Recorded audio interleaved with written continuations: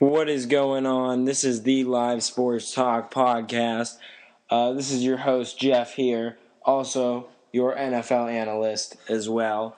So Ed and I are going to do one of our famous debates for the MLB. We're going to talk about the NL West, and we're just going to talk about who we think is going to be the strongest team that comes out of there. Maybe not who's going to win the division, but who's going to be the strongest team in the playoffs. Poised to make a playoff run. Because right now, you're looking at Texas.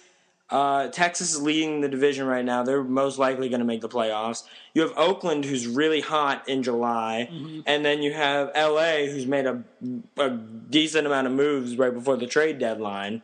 And a surging team. They just took 2 or 3 at Texas. They did. But they're still 5 games back, and that's the only thing that concerns me there. But right now, if this playoff started today, all 3 of those teams are getting in. Because Oakland and LA are taking the 2 wild card spots, and Texas is taking the division. Card, yeah.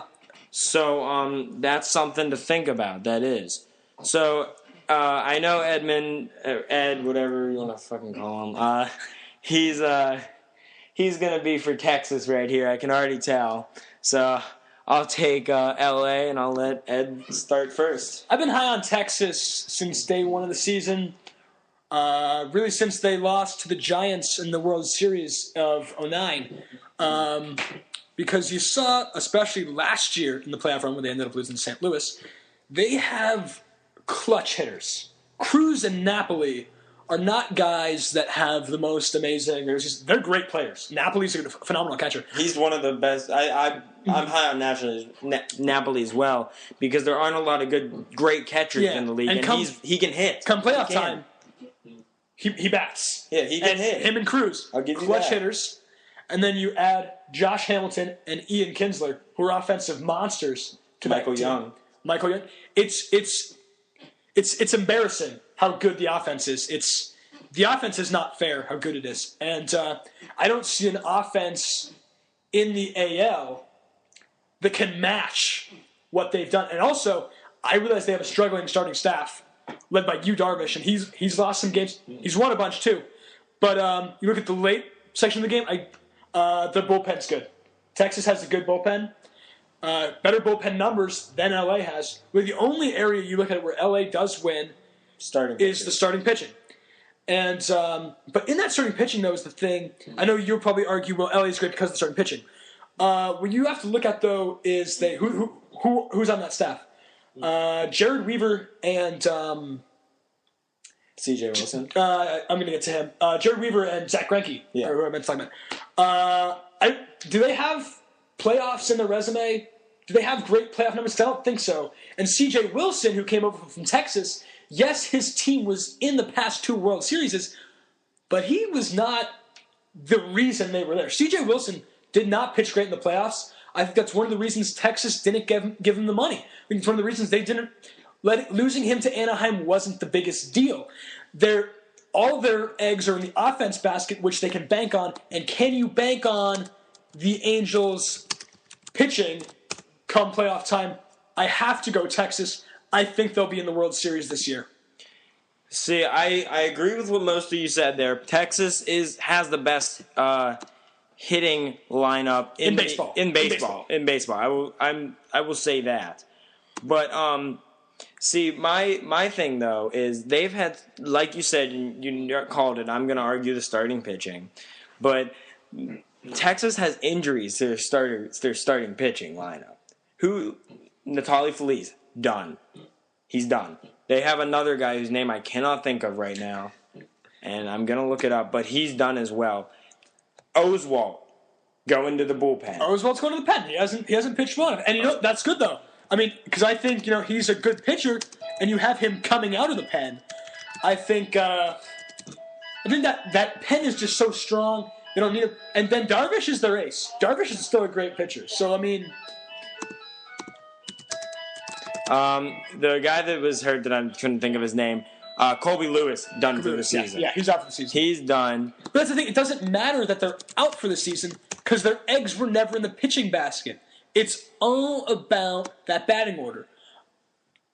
I mean, Yu Darvish is not having that good of a year. He's having a good year. He was an all-star. He was, but he's got a 4.38 ERA. That's not fantastic. He's 11-7. That's not that. Like that's not. He's not an ace. Double-digit wins. Whip under 1.5. Hey, that's not bad. He's not the ace that you want for your team. But he's no Weaver. I'll give you that. He's not Weaver.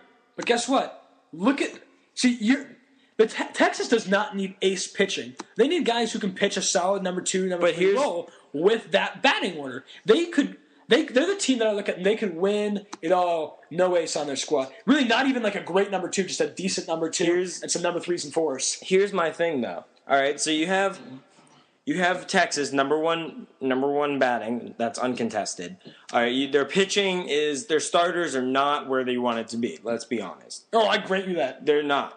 You would want better starters on that team, but Ron Washington has dealt with bad starters in the past 2 years when they won the AL pennant. I understand that, but excuse the Pokemon music. It's not Pokemon. It's my home phone. But anyways, so I'll call her later.